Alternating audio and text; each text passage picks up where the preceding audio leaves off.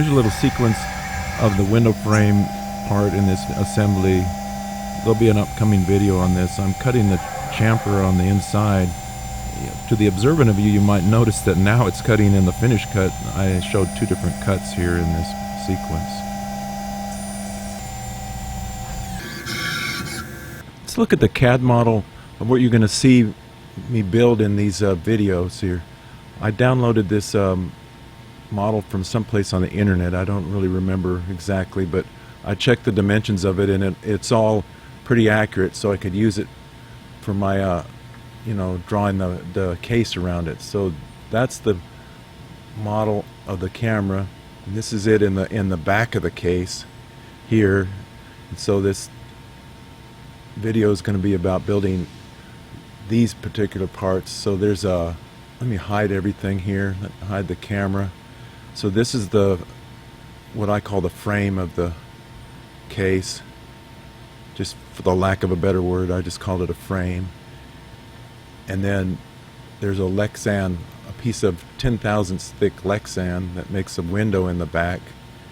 And then there's a frame that goes around that, and some 080 screws hold that all together. So that's the back of the case. And here's the front, which is this piece here. I just call this the spacer. There's a window, actually a front window, piece of glass disc that I bought from Edmund Scientific, and it's supposed to be some kind of special glass that repels water. It's got a coating on the front of it that repels oils and water, supposedly, so I'm trying that out. And then we've got what I call the air knife piece that mounts on the front. Now this was a little bit tricky. I almost gave up on this round type of air knife until I machined these little I don't know what you call them, nozzles, I guess, around the perimeter here. Let me hide this. So the air comes in this barbed fitting, and it comes through this hole here and distributed around this groove. And these little nozzle passages that are 3/1000ths of an inch deep here cause kind of a I don't know, a vortex on the front of the window, and it actually throws the water out this taper. It's pretty aggressive the way it works. I was surprised how good that. I tried it without anything, just with a gap here, and that didn't work at all. I had droplets of water all over the front window, and it wouldn't clear them off. But this thing, it swirls it around, and so that works pretty good. I'll show you that in the video, in one of the videos. So anyway, that's the front parts, and then there's some cap screws that hold that together, and some O-rings, and look at it straight on, and we can kind of get an idea of how this assembly goes together with the O-rings here that seal the back, and the window itself forms its own gasket here, this Lexan window for the back part of it. If I choose another plane here, we can kind of see the hinge mechanism, and there's actually no hinge pin. This thing kind of hooks underneath the radius here. If you saw on Instagram, I posted a picture of this tool just to make that contour there, or the undercut for that hinge area. That's what you're going to see being built in this video, or a series of videos. Actually, it's not going to be just one video. It's going to have to be a series of videos. But I have put it all together and tested the air knife aspect of it, and it works now. Like I said, I almost gave up on this style of air knife because of the circular shape of it. It doesn't work the same as my previous one. Here's the first operation on the spacer. I'm just spacing off the end of the stock here to get a square, smooth face to start with. I'm hanging the stock out that far out of the chuck because of clearance issues with the tooling and the face of the spindle, in case you're wondering why it's hanging out so far.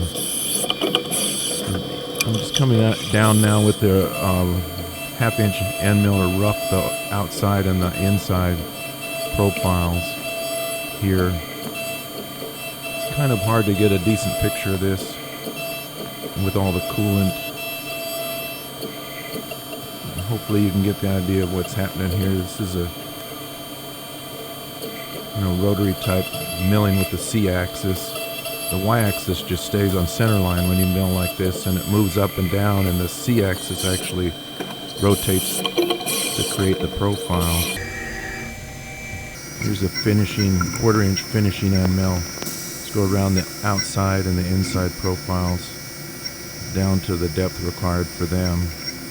The rest of that material is going to be cut away on the second operation.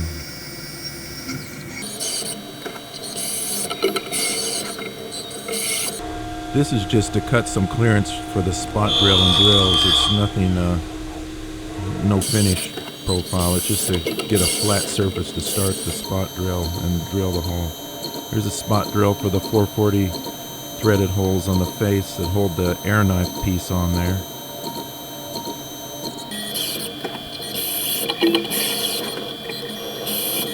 A spot drill.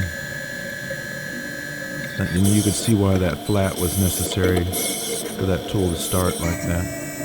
That's a chamfer on the face there. There's a drill for the 1/4-20 tap, for the tripod mount at the bottom of the camera. Drill previous to the reamer. The 3/16 reamer coming into there to ream that hole out. Which is this tool right here.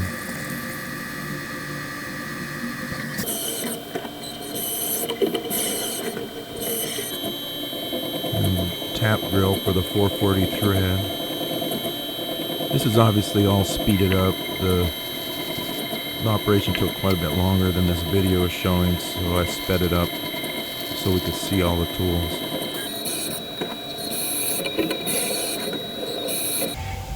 And a 1/4-20 tap.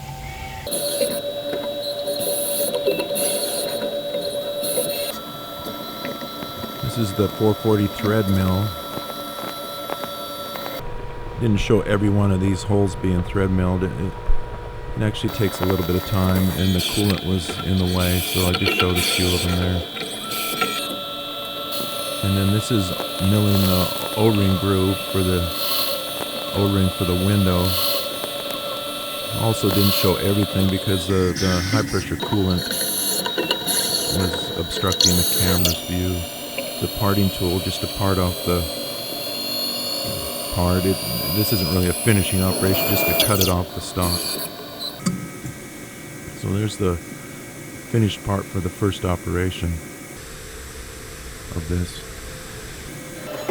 Here's a sequence just showing the pallet change on the horizontal mill. I had to change from one pallet to the other to get the 8-inch Kurt vise that's on this tombstone in the machine.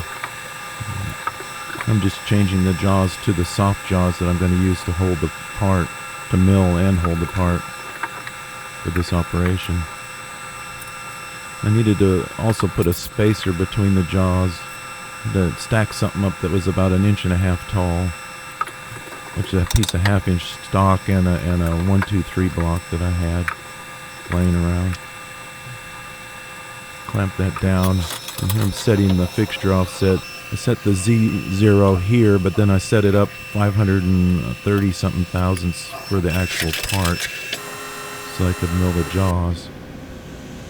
Here I thought it might be interesting to show a little sequence of setting a tool on with the Speroni tool setter that I have. So I went to the cabinet, got a 1/4-inch end mill out of there, and put it in a collet chuck, an ER16 collet in this case. This machine has a Cat 50 spindle taper on it, this horizontal mill. So that's what the tool holders are. And then when you zero out this, you power this on and you zero it out, you got to back it up, and then you get the indication on the readout, and then you have to adjust to a ground. There's a ground point on the spindle face you adjust for your X and Z. alignment to that optical comparator, and then you call up the positions that's supposed to be in the control here, and it stores that as the 0 point.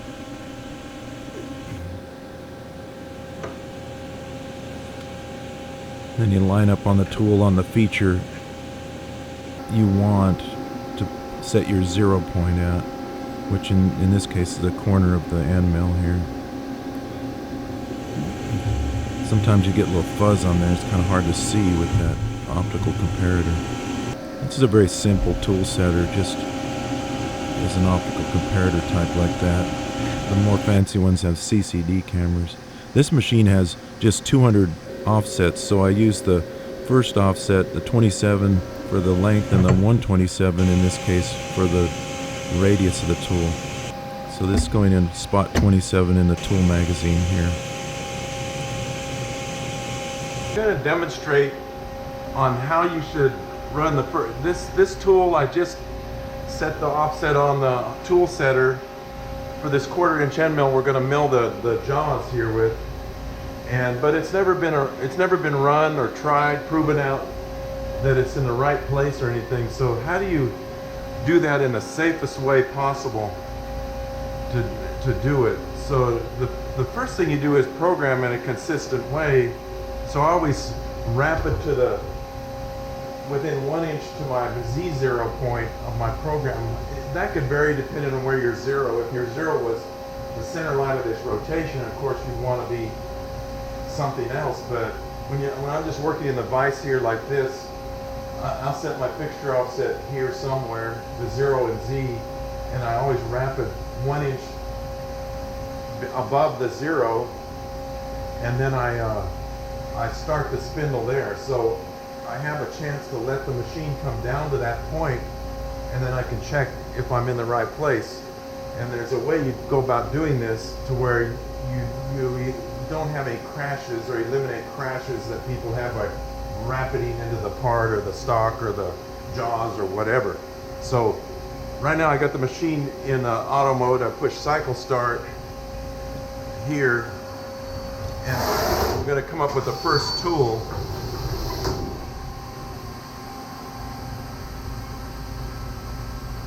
So I'm going to let it change to the tool. Should be tool 27. This is our 1/4 inch end mill that we set up earlier in the video. And then we're going to let it come down close to the part here. I'm going to turn the rapid down on the machine so I have a chance to make my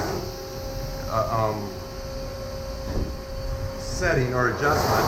I'll let it rapid fast over there, and then I let it come down towards the part. I push feed hold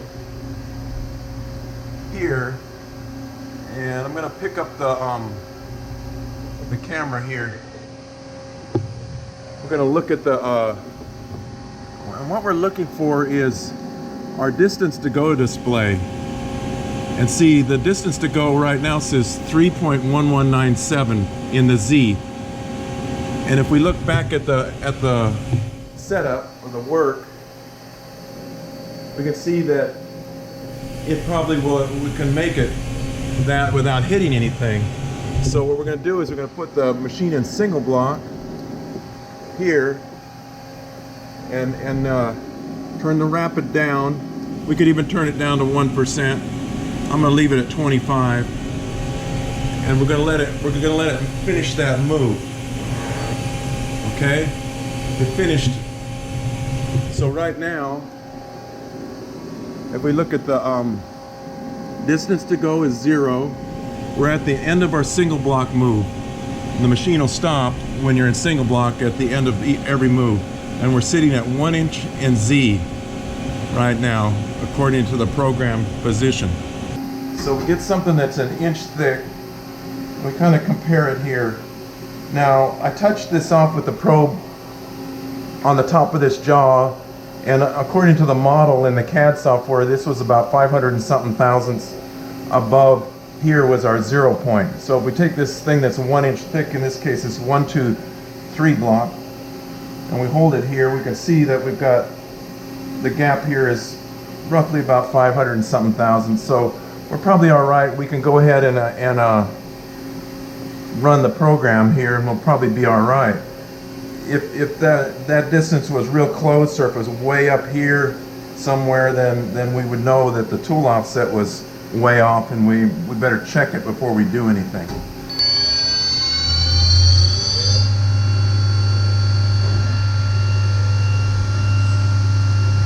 I'm going to try to run this without coolant so we can see what's happening here.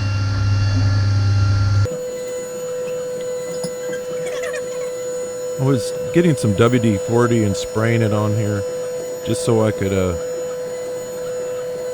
show it without the coolant running so you could see what's happening here.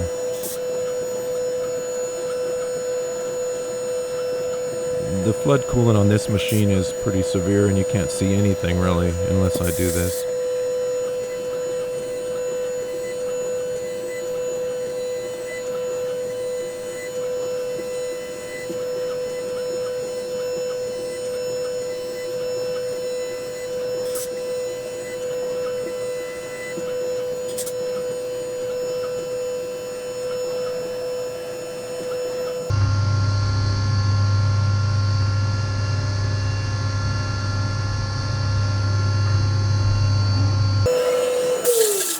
Remember, this is the controlling feature here. The rest of this is radiuses, and it'll probably fit, but we need to have this width here fit in there. So right now it's still a little bit tight. I'm going to take another 1/2 thousandth off the radius of the end mill. I think it'll go in then. We reprocess the code just for the finish passes here on the walls, because we need to increase the width of that, and we don't want to run all that roughing and the finish pass on the floor again. And reduce the end mill radius by 1/1000th of an inch, so it should take 1/1000th off the walls. We're going to run the program now. I'm going to spray a little WD-40 on there so we don't have to run the flood coolant, so you can see what's happening here. Okay?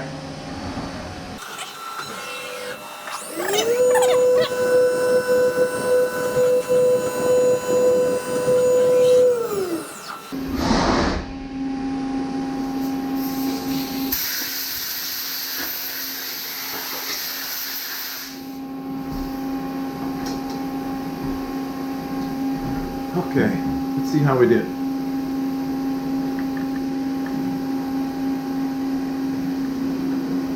Okay, it's fitting down in there all right now, it looks like. And it's still pretty snug, but I think it'll be all right if we and what we're gonna do is we're gonna reestablish the 0 point of the X and Y after we clamp the part in here, because there might be some differences between the part and the actual jaws we just milled. I mean, if you really want it to be accurate, you have to reestablish your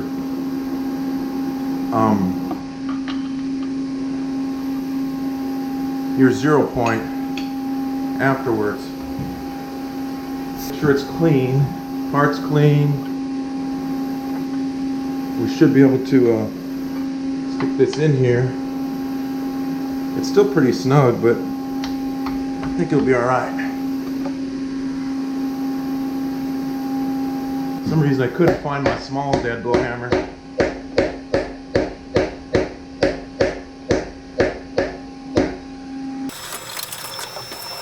Here's reprobing the part for the X and Y 0 point here.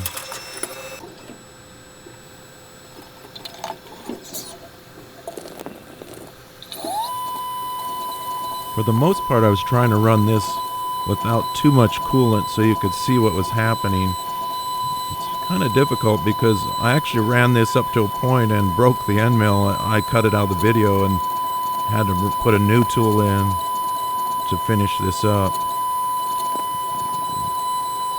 So I had to run the coolant there, at least for the roughing part of it. I think I was able to turn it off here for the finish cuts on the face and the wall. which is what it's doing here.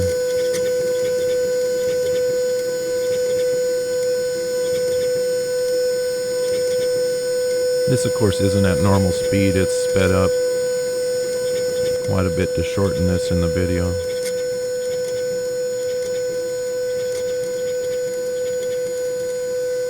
It's finishing the bottom face, then it finishes the walls of the vertical walls there. It's kind of pulsing the coolant on to blow the shavings off of there.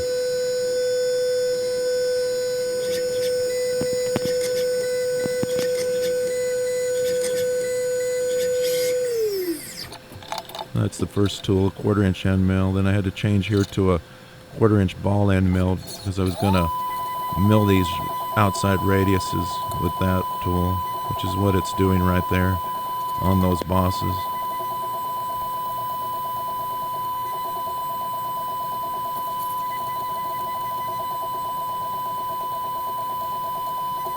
And then after this, I come in with that special form tool I described earlier in the video to cut on those ears on the left-hand side. This is cutting a taper in there for the clearance for the camera to pivot in. Measuring the width of those hinge bosses. Here's that form tool I showed. It's necessary for it to be smooth in these areas because the O-ring is going to seal on there. So let's see if I can get this thing out. You can see tool paths, but you really can't feel them at all. Just a little bit of polish with a Scotch-Brite will probably take that off. This angle was necessary because the camera has to pivot in here in order for it to close. So here's some shots of the finished part on the surface plate. I didn't realize how dirty this part looked till I took these close-up pictures. I should have cleaned it a little beforehand. So the next parts are going to come in the future videos of this assembly. And if this is the first time you've seen one of my videos, please subscribe. And for everybody else, thanks for watching.